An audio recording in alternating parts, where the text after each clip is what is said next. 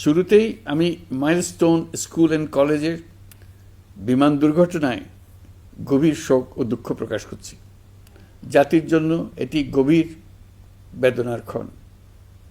আমি এই ঘটনায় নিহতদের আত্মার শান্তি কামনা করছি। যারা এখনও হাসপাতালে চিকিৎসাধীন আছেন তাদের দ্রুত আরোগ্য কামনা করছি।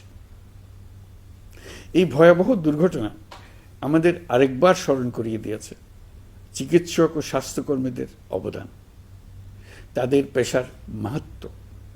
যখন চারপাশে শুধু আতঙ্ক, কান্না আর অজানা আশঙ্কা, তখন আপনারাই আমাদের আশার আলো।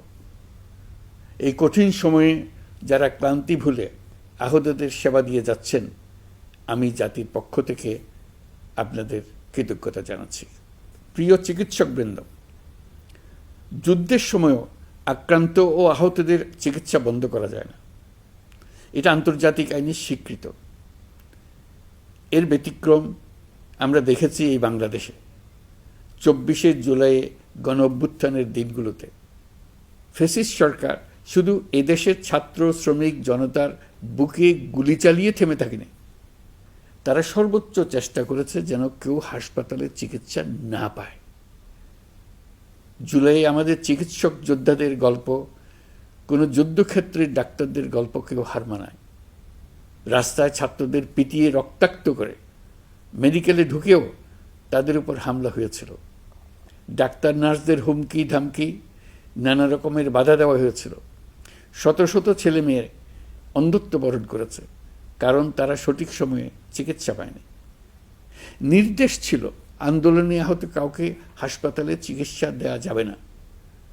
আপনারা পেছনের গেট দিয়ে আহতদের গোপনে চিকিৎসা দিয়েছে। হাসপাতালে হাসপাতালে গ্রেফতার অভিযান চালানো হয়েছিল। সিসিটিভি ফুটেজ, রেজিস্ট্রার খাতা নিয়ে যাওয়া হচ্ছিল। ডাক্তার নার্সরা সে সময় নিজেদের জীবন বিপন্ন করে জুলাই যোদ্ধাদের চিকিৎসায় নিজেদের সর্বোচ্চ দিয়েছিলেন। তারা রোগীর কোনো তথ্য নথিভুক্ত পর্যন্ত রাখেন নাই, কারণ এইসব নথির সূত্র ধরে আহতদের গ্রেপ্তার করা হচ্ছিল। বিনামূল্যে দিনরাত গুলিবদ্ধ আন্দোলনকারীদের জীবন বাঁচাতে আপনারা সর্বোচ্চ ঝুঁকি দিয়ে চিকিৎসা দিয়েছেন। 2 চিকিৎসক বোনকে আমরা দেখেছি নিজ উদ্যোগে গ্যারেজের মধ্যে অস্থায়ী ক্লিনিক তৈরি করে চিকিৎসা দিয়েছেন। অনেকে নিজেদের ঘরের মধ্যে অস্থায়ী ক্লিনিক তৈরি করে চিকিৎসা দিয়েছেন। আপনারা নিজেরা ঝুঁকির মধ্যে ছিলেন, আপনাদের পরিবার ঝুঁকির মধ্যে ছিল, তবু পাহাড়সম বাধা পার করে আপনারা মানুষের জীবন বাঁচাতে এগিয়ে এসেছিলেন। আহতদের জন্য রক্তের সংকট ছিল, প্রশাসনের রক্তচক্ষু এড়িয়ে আপনারা রক্তের ব্যবস্থা করেছেন। আহতদের পরিচয় গোপন রাখতে ব্যবস্থাপত্রে অন্য নাম, অন্য রোগের তথ্য উল্লেখ করে তাদেরকে পুলিশের কাছ থেকে আড়াল করেছেন। প্রাইভেট ডাক্তাররা স্ব-উদ্যোগে প্রশাসনের চোখ এড়িয়ে সরকারি হাসপাতালে গিয়ে গোপনে চিকিৎসা দিয়ে এসছেন। রক্ত দেওয়ার জন্য সরঞ্জাম সরবরাহ ছিল না, আপনারা নিজেরাই এগুলোর ব্যবস্থা করেছেন। অ্যান্টিবায়োটিক, পেইন কিলারের মতো ওষুধও আপনারা নিজেরাই সরবরাহ করেছেন। আপনারা শুধু চিকিৎসক নন, আপনারা এই জুলাইয়ের অন্যতম নায়ক। আপনারা সাহস এবং মানবতা, দায়িত্ববোধের জীবন্ত প্রতিচ্ছবি। এই দুঃসময়ে আপনারা যে সেবা দিয়েছেন তা আমরা কোনোদিন ভুলব না।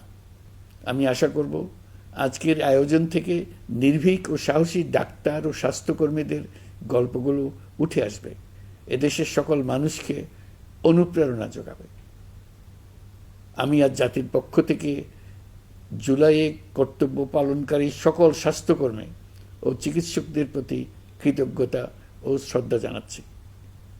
আপনাদের সবাইকে ধন্যবাদ। আল্লাহ হাফিজ।